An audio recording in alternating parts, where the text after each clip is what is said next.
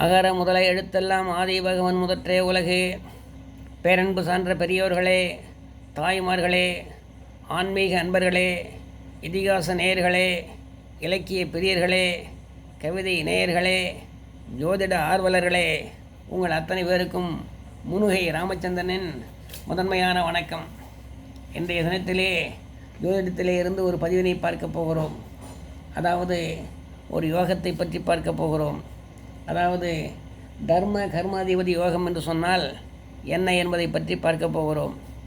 ஒருவருடைய ஜாதகத்திலே லக்னம் என்பது உயிர் ஸ்தானம், 2ஆம் வீடு குடும்பஸ்தானம், 3 சகோதரஸ்தானம் சாதனை ஸ்தானம், 4ஆம் வீடு வீடு நிலம் தோட்டம் வாகன ஸ்தானம், 5ஆம் வீடு புத்திரஸ்தானம் பூர்வ புண்ணியஸ்தானம், 6ஆம் வீடு என்பது சத்துருஸ்தானம் எதிரிகள் ஸ்தானம் நோய் ஸ்தானம் கடன் ஸ்தானம், 7ஆம் வீடு கலத்திரஸ்தானம், 8ஆம் வீடு ஆயுள் ஸ்தானம், 9ஆம் வீடு பாக்கியஸ்தானம், 10ஆம் வீடு தொழில்ஸ்தானம், 11ஆம் வீடு லாபஸ்தானம், 12ஆம் வீடு விரயஸ்தானம்.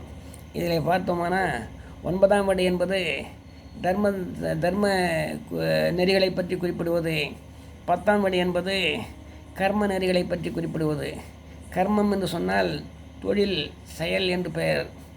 கர்ம வீரர் காமராஜர் என்று சொன்னால் செயல் வீரர் காமராஜர் என்று பொருள்.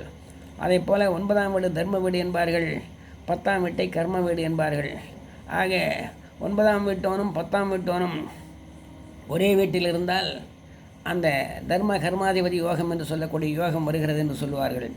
9ஆம் வீட்டோனும் 10ஆம் வீட்டோனும் 9ஆம் வீட்டில் இருந்தால் தர்ம கர்மாதிபதி யோகம், 9ஆம் வீட்டோனும் 10ஆம் வீட்டோனும் 10ஆம் வீட்டில் இருந்தால் தர்ம கர்மாதிபதி யோகம், 9ஆம் வீட்டோனும் 10ஆம் வீட்டோனும் சேர்ந்து 12 ராசிகளிலே எந்த ராசியிலே இருந்தாலும் தர்ம கர்மாதிபதி யோகம் என்கிற யோகம் உண்டு. அது மட்டுமல்ல, 9ஆம் வீட்டோனும் 10ஆம் வீட்டோனும் பரஸ்பரம் ஒருவருக்கொருவர் 7ஆம் பார்வையினாலே பார்த்தாலும் தர்ம கர்மாதிபதி யோகம் உண்டு.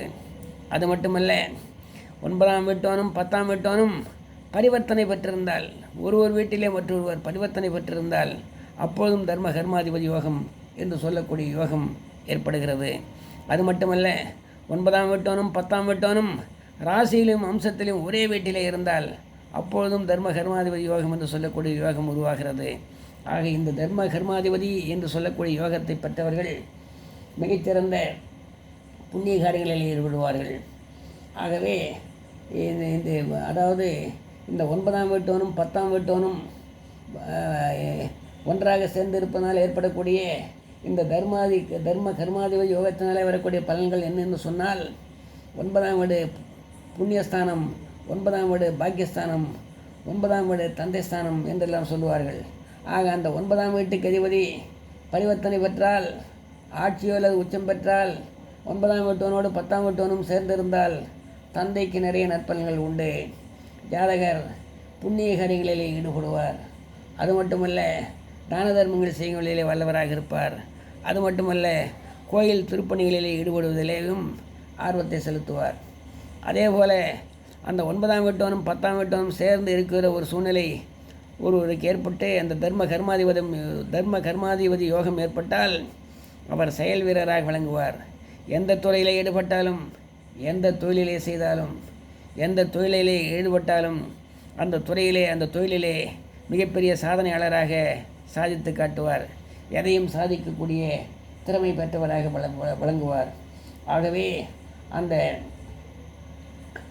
9ஆம் வீட்டோன் 10ஆம் வீட்டோன் 2 பேரும் சேர்ந்திருக்கக்கூடிய அந்த தர்ம கர்மாதிபதி யோகத்தை பெற்றவர்கள் தொழிலே திறமைசாலிகளாக இருப்பார்கள், மனத்திலே மாசில்லாதவர்களாக இருப்பார்கள், மனச்சாட்சிக்கு விரோதமாக நடக்க மாட்டார்கள்.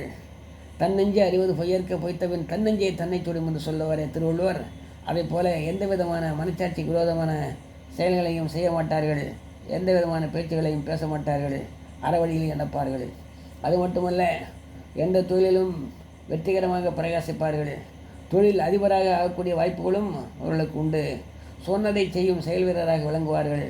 சிந்தனை ஆற்றல் உள்ளவராக, சொல்லாற்றல் மிக்கவராக, செயல் திறமை உள்ளவராக அவர்கள் விளங்குவார்கள். எதையும் சாதிக்கும் திறமை அவர்களுக்கு உண்டு. சாதனையாளர்களுடைய பட்டியலிலே அவர்கள் இடம்பெறுவார்கள். ஆக இந்த உலகத்திலே யார் எந்த விதமான சாதனைகளை செய்திருந்தாலும் அந்த சாதனைகளை எல்லாம் செய்தவருடைய ஜாதகத்திலே பார்த்தால் அந்த 9ஆம் வீட்டோனும் 10ஆம் வீட்டோனும் சேர்ந்து இருப்பார்கள், அல்லது பரிவர்த்தனை பெற்றிருப்பார்கள், அல்லது பரஸ்பரம் பார்ப்பார்கள், அல்லது ராசியில் அம்சத்திலும் வர்க்கோத்தம் பெற்றிருப்பார்கள். ஆகவே அந்த தர்ம கர்மாதிபதி யோகம் என்று சொல்லக்கூடிய யோகம் ஏற்பட்டிருக்குமானால் அந்த ஜாதகர் மிகப்பெரிய நல்லவராகவும் மிகப்பெரிய வல்லவராகவும் வழங்குவார் என்பதை இந்த பதிவின் மூலமாக சொல்லி உங்களிடமிருந்து விடைபெறுகிறேன்.